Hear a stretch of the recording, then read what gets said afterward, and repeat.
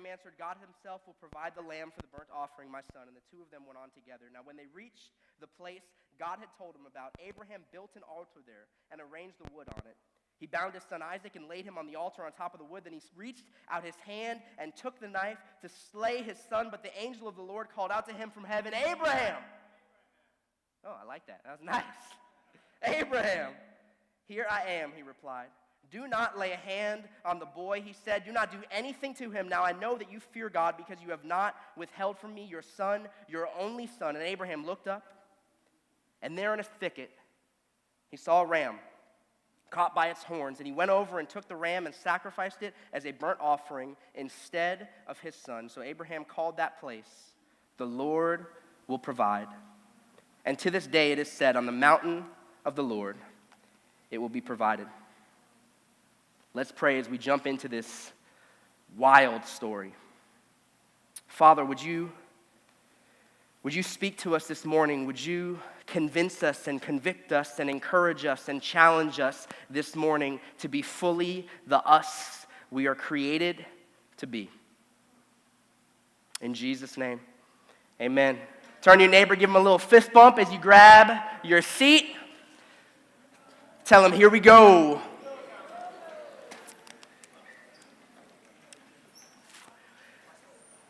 You ever given up a little too soon? Anybody out there, you ever given up just a moment too soon, and in retrospect, you're like, man, if wisdom is a time machine, you look back and you're like, oh, snap, I missed it. You ever been there? There's a story that Napoleon Hill, a famous business thinker, tells in one of his books, and he sort of talks about this man's story during the height of the gold rush in the old Wild Wild West. And so this man went out, as was the craze, and he went out with a shovel and a pickaxe to see what he could do. And so he goes out there, and he's digging, and he's trying to find gold, and it's weeks and weeks of toil and nothing and nothing and nothing until finally, ding! And he pulls out of the ground what looks to be gold. And so he sends it off to the smelter, and they refine it, and sure enough, it is bona fide, real deal. Not the fool stuff, the real stuff. And so he quick covers it up.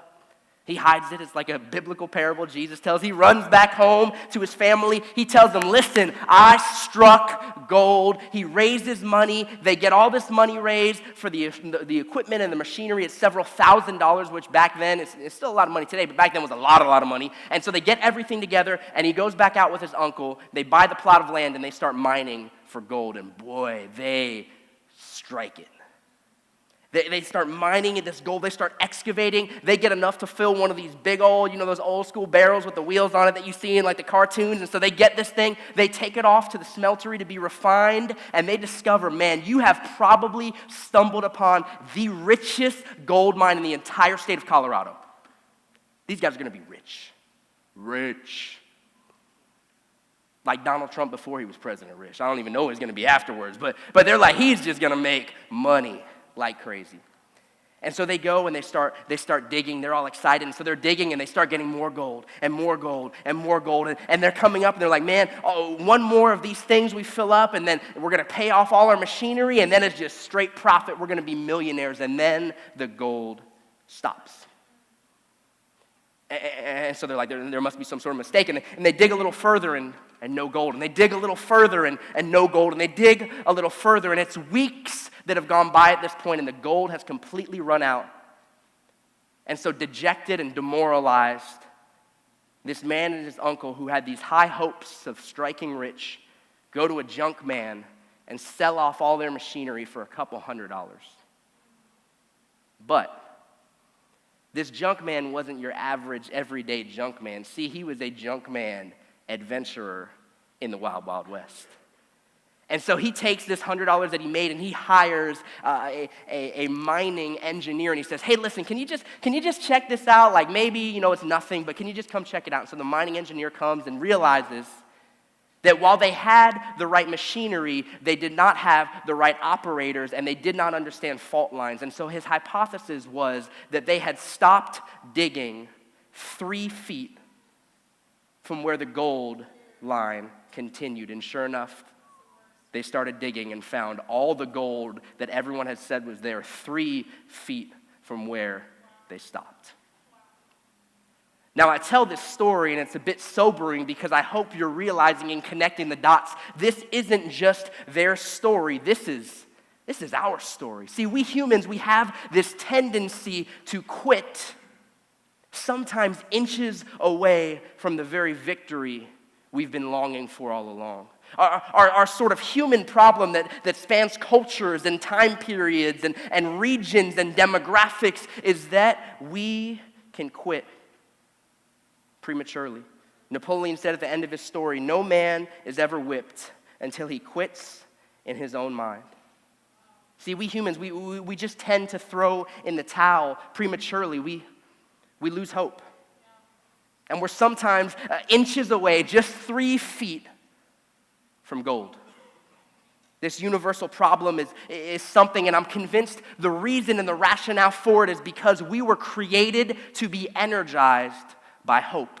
Somebody say hope. Hope. We were created to be energized by hope, and when hope is absent, you quit. When hope is absent, you give up. When hope is absent, you lose heart. The scripture said that hope deferred makes the heart sick. See, we run on hope. We're fueled by hope. And sometimes we're on the very brink of the victory that we've been longing for and reading for and praying for and working for, and we quit just inches away, just 3 feet from gold. See, this is the power of resurrection.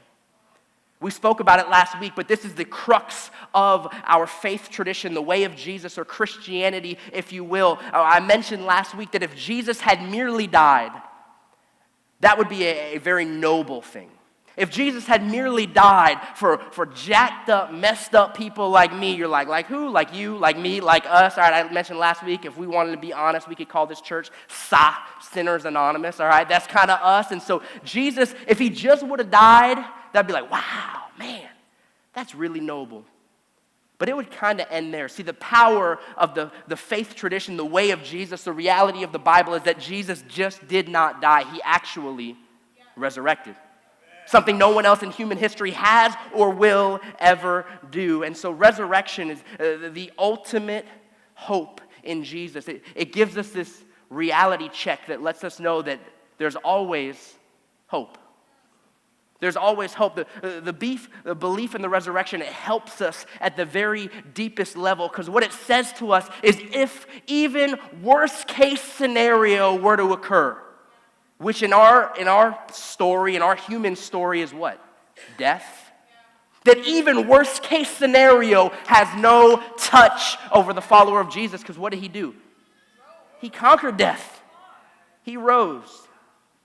See, even death, the ultimate game over, where there is no more hope, loses its victory. Resurrection means that even death, the very worst case scenario in our story, does not trump the power and the hope of Jesus. Because, friends, I need to let you know, and this is the crux of where we're going this morning, our God is a God of resurrection. It's at the very foundational core. You can clap for that because it's good news for us all. Our God is a God of resurrection. And so with this framework, I want us to dive into this narrative. I want us to dive into this section of the story of Abraham, because if he's waffled back and forth and gone in and out of faith, this is the crowning moment. See, there are two things that I want to unpack for us this morning. If you're taking notes on the back of your bulletin or on your smartphone, I want you to jot these down. There are two things that I need us to be mindful of when we are tempted to lose hope and quit.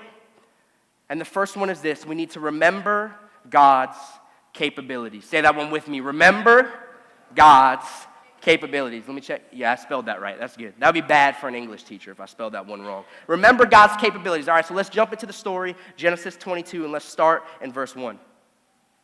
The story starts like this. Sometime later, God tested Abraham.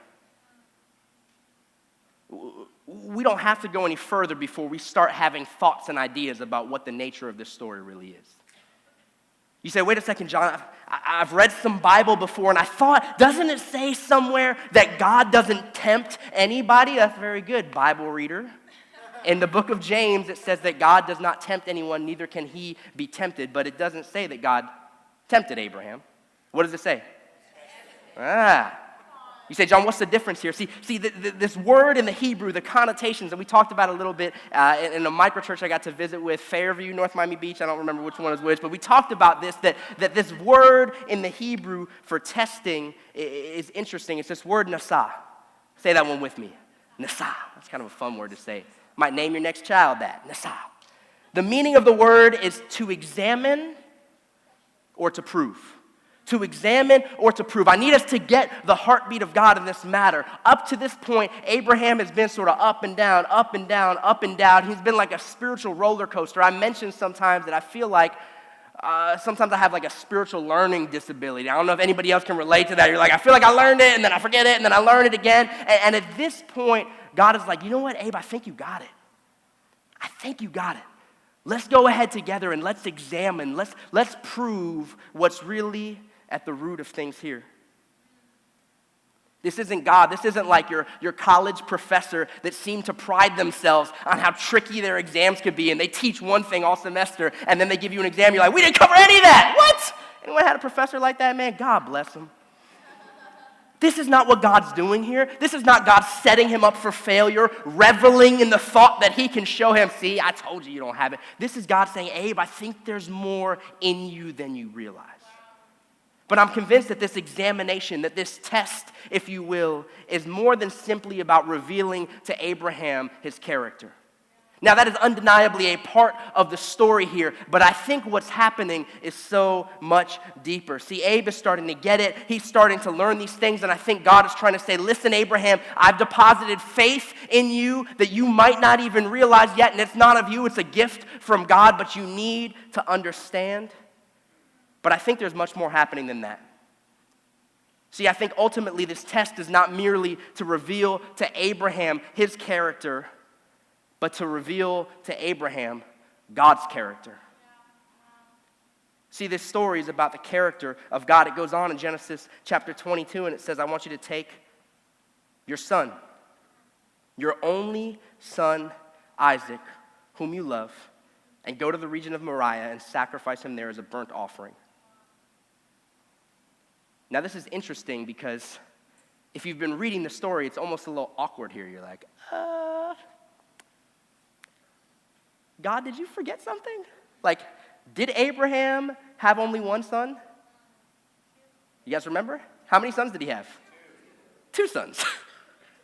So either God forgot, he's like, oh snap, my bad, he did have two sons, which I know he's old, eternal, but it's not like that. God is basically saying here, hey, listen, he has Isaac, the son of promise, but we remember earlier in the story, Abraham had this other son. You guys remember his name? Ishmael. Very good. And Ishmael, basically Abraham in a moment of weakness, right? We all have him. He tries to accomplish in the flesh what God had promised to do in the spirit, and he goes ahead and sleeps with his wife's maidservant, and boom, they have a child named Ishmael. And God comes to him and says, hey, listen, I'll still bless Ishmael. I'll still do good things with Ishmael because I'm merciful, but Ishmael is not the son of promise. And so what he's going on to say is here, hey, listen, he's not the only son per se, but he's the only son when it comes to you and I in our covenant, because ultimately Isaac is the promised son. So we need to backtrack a little bit to catch the full ramifications of this story. So let's recap for a moment. God comes to Abram. This was several chapters prior, so I'm going to fill you in if you haven't been a part. Give you the Cliff Notes version. God comes to Abram. He says, hey, listen, Abe, I know you're pushing 75. I know your wife is barren, meaning her womb is incapable of having children, but check this out. You're going to have a son. And not only will you have a son, but you are going to have descendants as numerous as the sand on the seashore and the stars in the sky. And through your son, what does he say to him? Through you, all the nations of the earth will be blessed. See, what's at stake here with Isaac is not merely, oh man, Pastor Mike, he's my mentor, he's the pastor of Greenhouse Gainesville, he's got 8 kids, so sometimes it's like, oh man, it would be a bummer to lose one, but I got 7 more, no, I'm just kidding, he never says that, but it's like, it's not just like he has a household, an abundance full of kids, this is the only one. And this son is not just about him, it's actually the hope of the world.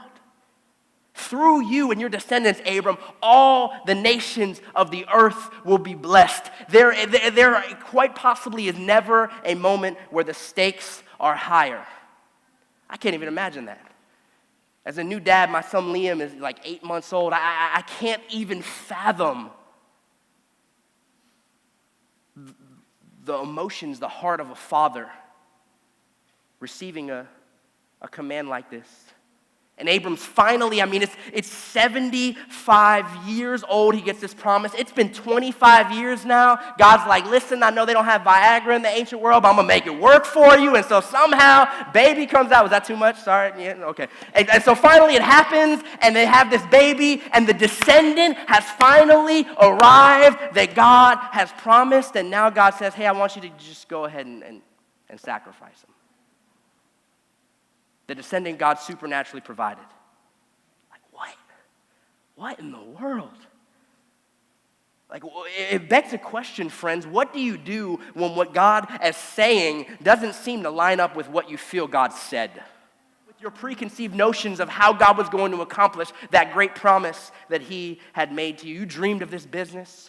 Let's bring this in the real world, all right? Because we could keep this theoretical. You dreamed of this business. You've prayed about this business. You've sought counsel. You brought your micro church in like, hey, guys, I'm thinking about this. Now you finally got it. And it's launched. And it's generating revenue. And you're helping people. And you sense God tapping you on the shoulders telling you to walk away. You've been praying for that promotion. You're like, man, my boss, bless their heart, and you've just been, you've just been working and toiling and praying and fasting and doing whatever it takes, and you're like, man, I'm trying to be faithful, and you finally get offered the promotion you've been hoping and praying for, and yet you sense God telling you need to turn it down. Yeah. What do you do when you've been praying, God, your will be done? God, not my will, but your will be done. The Christian platitude, and then all of a sudden you realize, oh, wait a second. Our wills are starting to part ways. And I really want this one, but God's telling me that one. Like, what do you do when you come to a crossroads of your faith, and all of a sudden the theoretical becomes very real in that moment, and you actually have to choose? Several weeks ago, I got the chance to meet Lita, who's an amazing Jamaican missionary mama, one of my faith heroes at this point. I met her with Dale and Janet and Dorothy and got to go over. They had me over for lunch or for dinner and got to hear some of her story. And this woman she was running the healthcare infrastructure, I believe, for the whole New York City metro system. A huge beast of a job. She was sharing her story. This woman has been a pioneer, one of the first minority women to ever have a sort of position like that when it comes to leadership, experienced all sorts of opposition, all sorts of different discrimination things, and yet she pushed through it and she endured. She's a woman of faith. She loved God, and she shared how towards the end of her retirement, she worked there for decades, and towards the end of her retirement, God dropped a vision on her heart and said, listen, I want you to go back to Jamaica where you're from.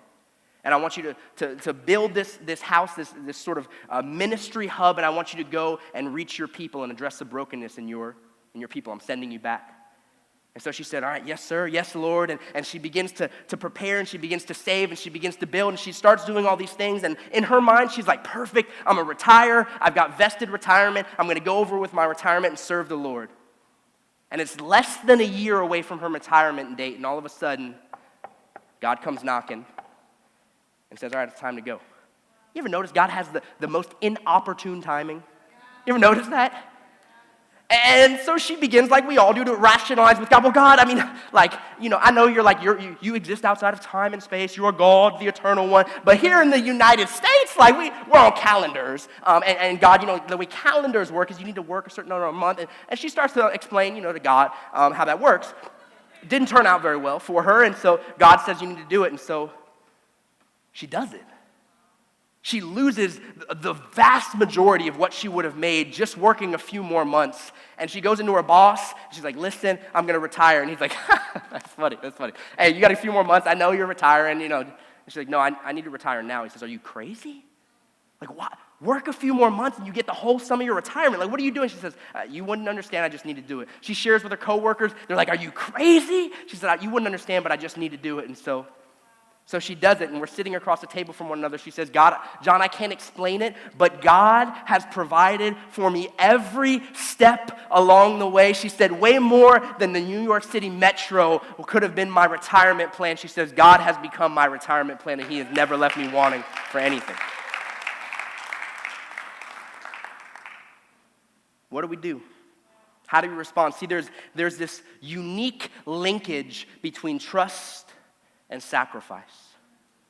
It's sort of that moment where the rubber meets the road and you really learn all the stuff that we say, because we could talk a good spiritual game and Father God ourselves into every moment we would ever desire.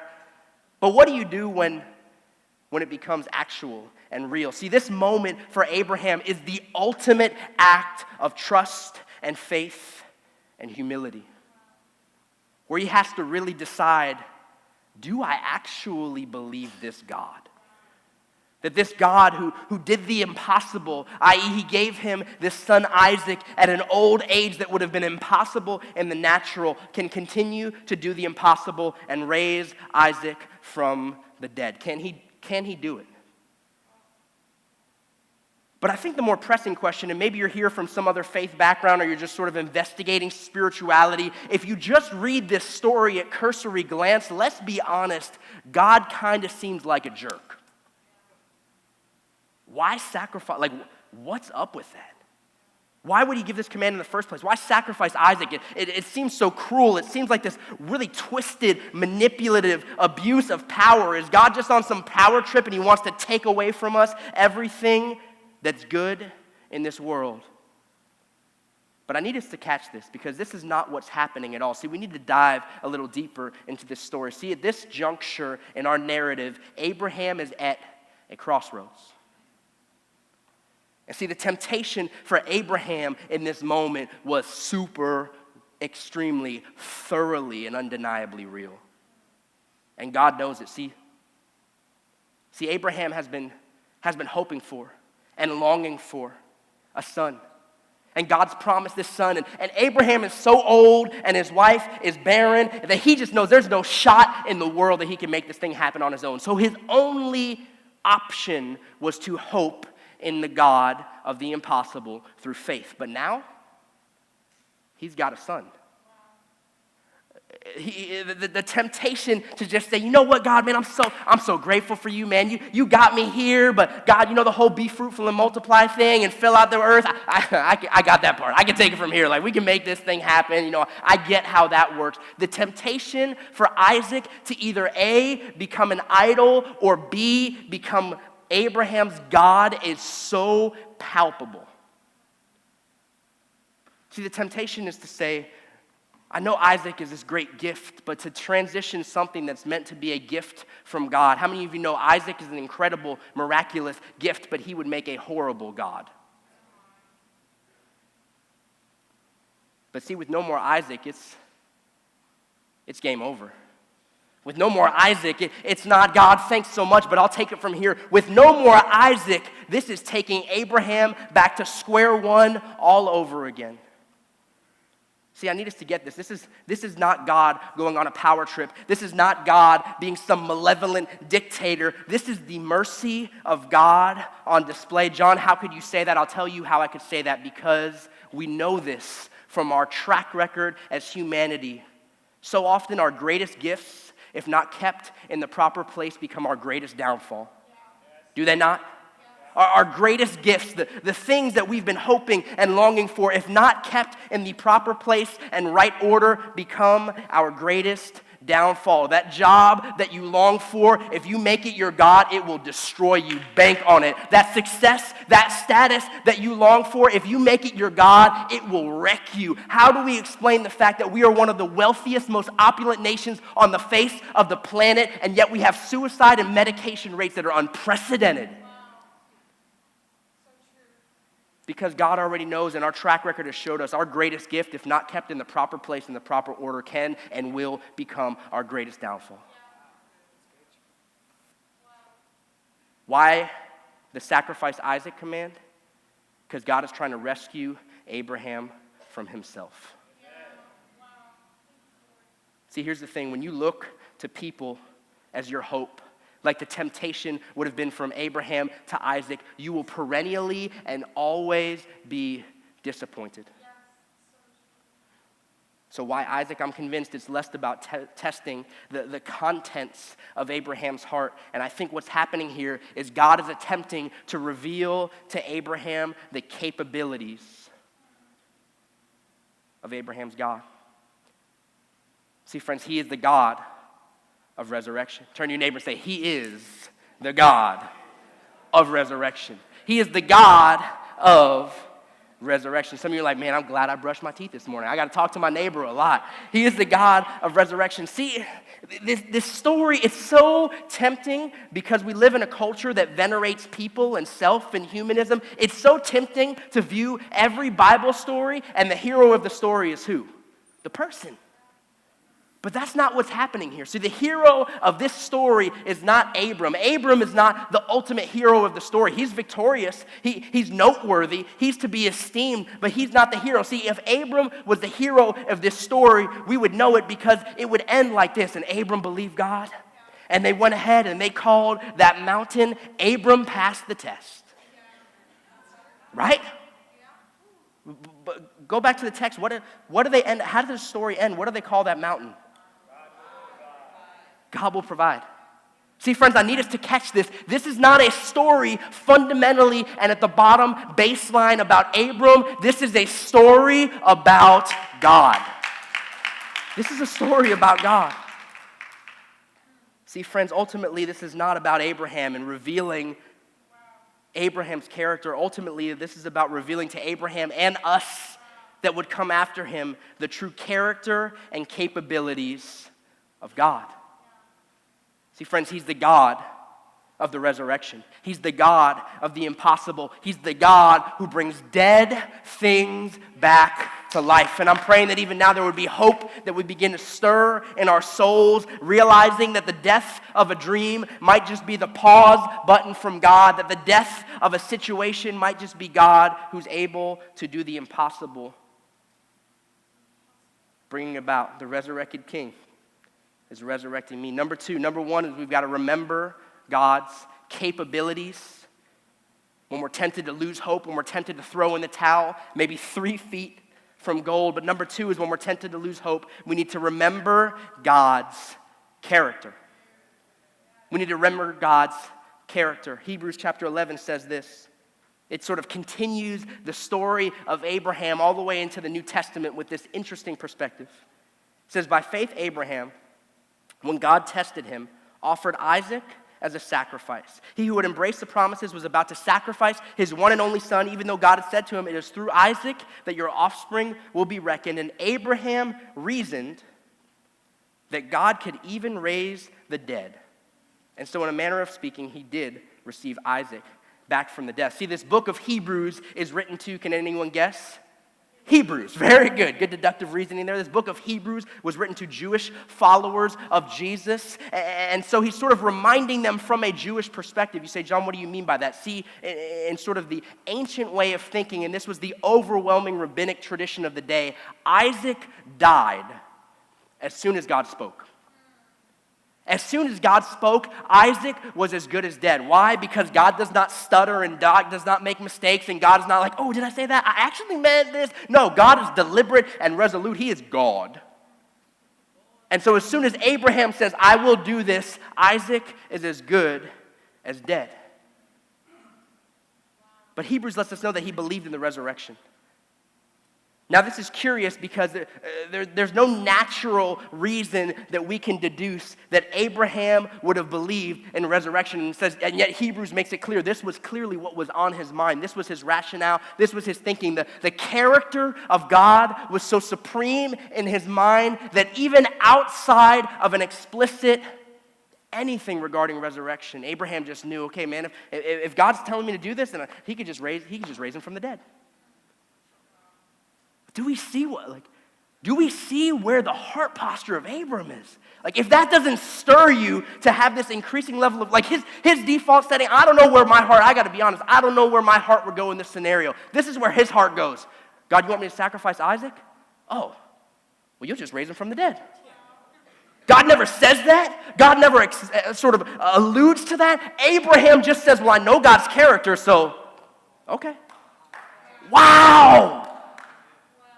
Man, no matter how violent the circumstances or impossible the scenario, the character of God in Abram's mind raged stronger. Friends, Abraham knew God.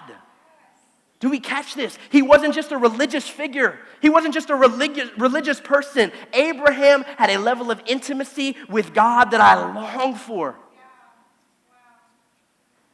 Where he knew God. He knew God's character. He knew God's heart. I'm praying that we as a faith family, as a church family, would have this level of connection with God where we're not just, man, this world, God knows and he does it. This world does not just need some more religious people. Make me want to vomit. What God needs is people like Abraham who walk with him, who are friends with him. See, it's interesting. We have no recording of God telling him explicitly that there might be resurrection possibility, which lends the question, where in the world did he get that thought? And I have a guess. We'll call it my holy hypothesis. I think that Abraham reasoned that if God was able to bring a living son from a dead womb, then God would be able to bring a dead son back to life. I think Abraham just did some simple math. Okay, wait a second. Dead womb, he brought out a living son. Oh, then he could do the opposite and bring a living son out of a dead womb. He just got it because he believed God. Let's look at verse 5. Abraham says to his servants, "Stay here with the donkeys while I and the boy go over there. We will worship." And then what does he say? Did he mishear God? Like, is this another awkward moment where God's like, actually, Abraham, just you? Did he mishear God? Or was there something that Abraham understood about God that we maybe don't get yet? Or maybe we do. You talk about faith, man. If Abraham believed God, if we've been looking to him as an imperfect reality of someone who is striving and longing and growing as a believer, friends, this is the apex of his identity. But I need us to check out how he responds to God. Look at what it says in verse 3. God tells him sacrifice his son as a burnt offering, and it says what? When does he do this? Early the next morning. Early the next morning. When placed with arguably the most difficult decision a human being and certainly a father can make, Abraham is so set on the capabilities and the character of God that he does not even delay. He gets up early the next morning to obey. Wow. Like he's just, we've watched, this is not the Abraham we know, friends. Some of you know, this guy was shiesty. He did some crazy stuff. God told him, hey, I'm going to destroy Sodom. He only knows like 3 people there. And he's like, well, I mean, what about this? And he starts arguing with God. And at this point when God says, give your son away, he just says, okay, and gets up early. Something has happened in Abraham's heart. Something has happened in Abraham's relationship where he rises early and doesn't delay. See, friends, Abraham was banking on the character and the faithfulness of God. He found hope in the character of God. He was able to not give up hope because of the character of God.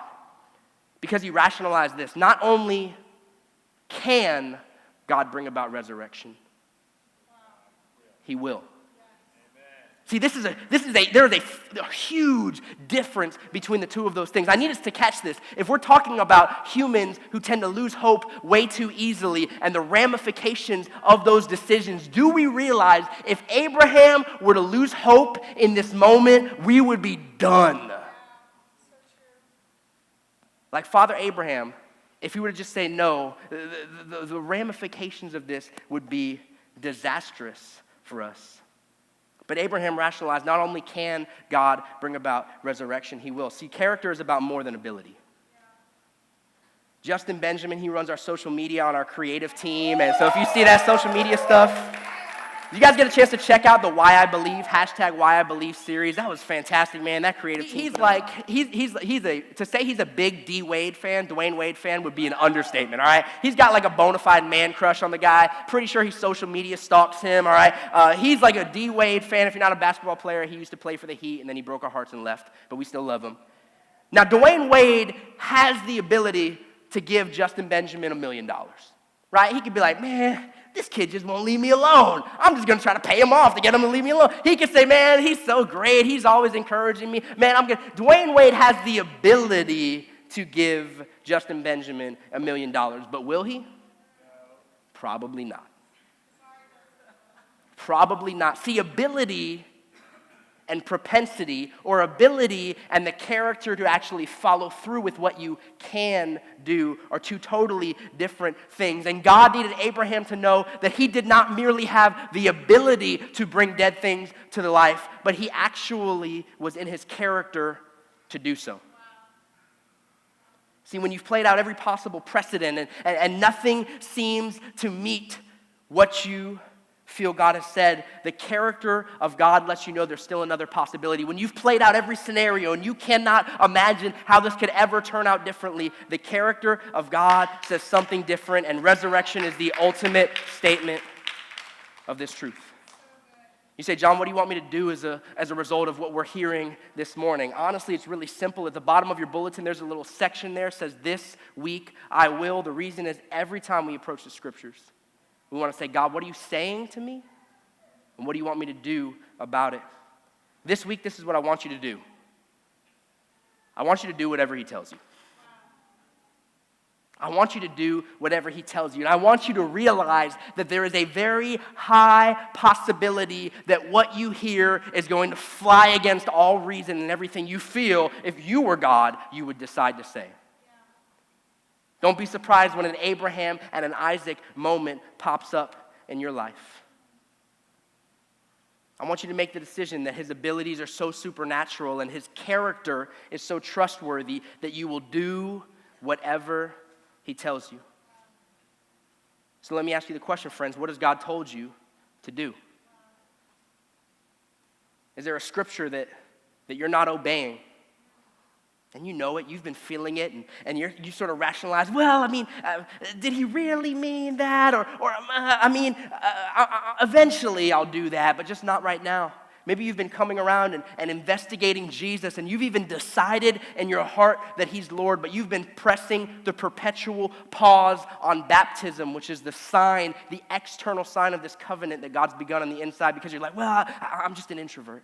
Or, man, what are people going to think? Or, man, what if John asked me, is there anything you want to say to God? And I'm like, that's like speaking a weird language. Like, what's going to happen? I just wait on that. What is God telling you to do? Obey. Is there something he's told you to lay on the altar? An Isaac that started out as a gift that is very dangerously creeping towards the region of a God in your life? Lay it down. Is there something you need to start doing, stop doing? Friends, do it today. Because life is found in obedience, and resurrection power is found in obedience. So let's step out and trust God and obey. See, friends, we were created to be fueled by hope. And the resurrection power of God gives us that ultimate hope. But I love this story because it gets so much better than this. See, ultimately, this story is about more than this story. This story is ultimately foreshadowing the final great resurrection moment that would forever change human history. Let me unpack this for just a moment. God instructs Abraham to go to a mountainous region called Moriah. This region actually continued to exist throughout time. It was this area just outside of Jerusalem, a high ground, just outside of what would become the city gates. And 2,000 years later, this region still existed. It just had its name changed to Calvary, to Golgotha. It's the same location where Jesus is crucified. 2,000 years later, on the same mountainous area. People are like, we don't know if it's the exact spot, and people go back and forth, but it's in the same region without a doubt. But it gets even wilder, and I'm indebted to Dr. Warren Gage for some of these thoughts. This is incredible. One of my questions is this: why is Isaac carrying the wood? You ever read this story before and thought about that? See, every time that I've sort of heard or seen this story depicted, Isaac is like this. Go ahead and put that image up on the screen. Isaac is like a little child. He's a little kid, right? There's little baby boy Isaac. And so I've always sort of heard the story depicted as like Isaac is there and he's this little kid. But here's the problem with that version of the narrative. Historians estimate this probably came to be around the Renaissance time when they just started drawing and depicting it like this and it just stuck. Here's the problem. Sacrifices didn't work like that. See, we see a few cute little pieces of wood, but the way sacrifices would work is they would have to burn up an entire animal, and it would take hours. The amount of wood was copious. And so Abraham, we see it in the story, he says, go ahead and saddle up 2 donkeys and get me 2 servants, and we're going to make this journey. Now, some of that would have been for protection, but historians are unanimously clear on this topic. Isaac was not a little baby boy. He was a 17, 18, 20, or maybe even as old as 30-year-old man. Grandpa Abe couldn't carry the wood, so he had strapping son Isaac do it. You say, John, what's the big deal? I need us to catch this. It means that this story is not merely about the faithful father, it's also about the obedient son. This is what this means. That Isaac, he wasn't a little kid there, bound by his dad, and he's like, oh, Dad, you tie these knots so tight, I can't move. This is not what's happening. Isaac could have whooped his daddy's behind. He was way stronger than Dad, meaning he probably put himself on the wood, let himself be tied, and then stayed there in willing obedience to his father, even unto death on a tree. Not only that, but he carried the very tree that he would be getting ready to be sacrificed on. Does anyone see a connection here?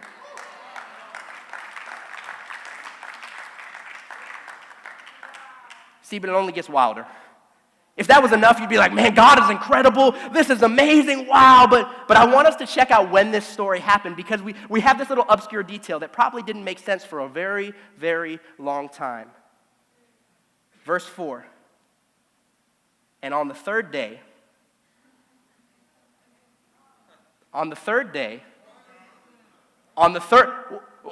okay, let me fill you in. Something else happened on the third day. See, on the third day, that's when this faithful and obedient son, obedient to the Father unto death, was resurrected back. And on the same day, remember the ancient scribes and the ancient sages say that as soon as God spoke, Isaac was as good as dead. On the third day, Isaac, the obedient son, was resurrected from death and brought back to the loving arms of his father.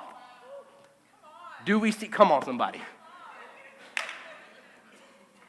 The same day Jesus was resurrected, the third day, is the same day that centuries, decades, and thousands of years later, Isaac was delivered from death and restored to the love of his father. Wow. See, friends, I need us to catch this. God was not simply speaking to Abraham through Isaac's resurrection story. He was speaking to us. He was speaking to us. Friends, I need to let you know this. If you're here, maybe you came on Easter, maybe you've come around here before and you're investigating God, I need to let you know that there is resurrection life found through the faithful Father and the obedient Son, and the picture that we have back then was culminated 2,000 years ago. Do you see it? Do you understand now why Jesus, in speaking in John 8, said, your father Abraham rejoiced at the thought of seeing my day. He saw it and was glad. Do we understand why now? This isn't just mysticism. This isn't just theory. This isn't just, maybe he hypothesized. He watched the faithful Father bring about and sacrifice the obedient Son on the third day, carrying the tree on his back, who was brought back to life supernaturally by the divine intervention of God himself. It's the gospel.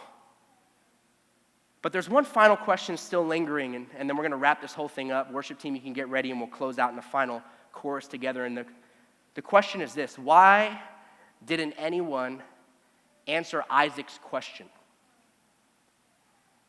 Go back to Genesis chapter 22, and let's look at verse 7 together to show you what I mean. Isaac sort of realizes what's happening here, and he asks, he says, Father, and Abraham says, yeah, and he says, I see the knife, and I see the wood, but what's his question here in verse 7? What does he ask him? Where is the lamb? And Abraham answers him, and he says, hey, son, don't worry about it. God will provide the lamb. Fast forward all the way to the end of the story, and God says, Abram, don't kill your son, don't sacrifice him. And it says he looks off in the thicket and sees what? A ram. Now, I never caught this before. But it really begs a question. Either God had an embarrassing spelling mistake on that day, or he's just not in the details. You know, ram, lamb, it's all the same thing, because Isaac asks the question and Abraham affirms the question. Hey, where's the lamb? God's going to provide the lamb. Now, we can only deduce that either God was like, it's not really a big deal, or he was actually saying something through this. And let me tell you what I think he was saying. See, the ram is an older, spotted, marred version of the pure and spotless, innocent lamb. I think what God was saying was this: hey, listen, Abraham, right now, this ram is going to suffice. Right now, this ram is going to cut it for a little while. This ram is going to save your life for a little while. But ultimately, this ram is never going to be sufficient to satisfy the ongoing debt you will incur. But see, the question is answered. It just happens thousands of years later, when in John chapter 1, John the Baptist cries out and says, behold the Lamb of God who takes away the sins of the world. See, friends, Abraham saw the day and he rejoiced and was glad. See, Abraham was right. God would provide the lamb as he had prophetically stated, but it would be centuries later in his son Jesus. But here's the difference. See, this time, there would be no substitute for the lamb, because the lamb came as a substitute for us. And if you're here and you have ears to hear this morning and you have a heart to believe, if you're in a spot where you say, John, I came in disconnected without a relationship with God, if you will look to the pure and spotless Lamb of God, if you will reach out and say, I've been trying to fix this on my own, and you are in a spot where you are beginning to lose hope, friends, I have great news for you this morning. There is hope and resurrection life still found in the Lamb. Let me close us out in prayer. You can bow your heads and close your eyes.